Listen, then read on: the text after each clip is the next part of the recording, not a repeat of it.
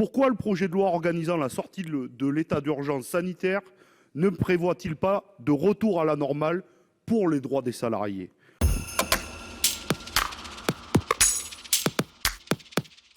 Cette loi organisant la sortie de l'état d'urgence sanitaire achemine doucement la société vers un retour à la normale, en sortant des règles d'exception, sauf dans un domaine, le droit du travail.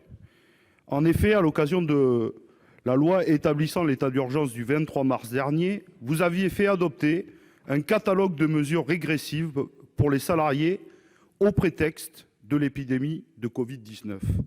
Ainsi, vous avez autorisé les employeurs d'imposer unilatéralement des jours de congé aux salariés et aux fonctionnaires, autorisé les entreprises dites relevant de secteurs particulièrement nécessaires à la sécurité de la nation ou à la continuité de la vie économique et sociale, et dont nous n'avons jamais vu la liste, à déroger au temps de travail maximal, au repos hebdomadaire et au repos dominical.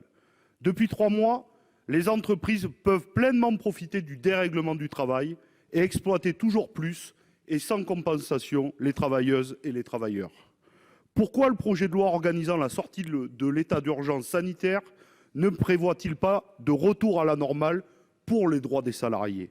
Pourquoi doit-on attendre fin décembre pour rétablir le repos dominical et la liberté des jours de repos ?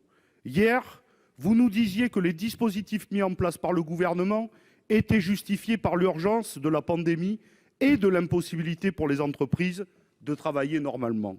Aujourd'hui, vous nous dites que c'est la reprise économique qui semble justifier de remettre en cause les règles essentielles de santé et de sécurité au travail. Demain, les risques d'une seconde ou d'une troisième vague du Covid-19 justifieront le maintien de ces dispositifs dérogatoires temporaires.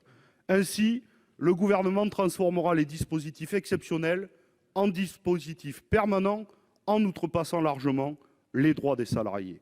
Pour l'ensemble de ces raisons, nous demandons que la sortie de l'état d'urgence sanitaire concerne aussi les dérogations du droit du travail. Je vous remercie.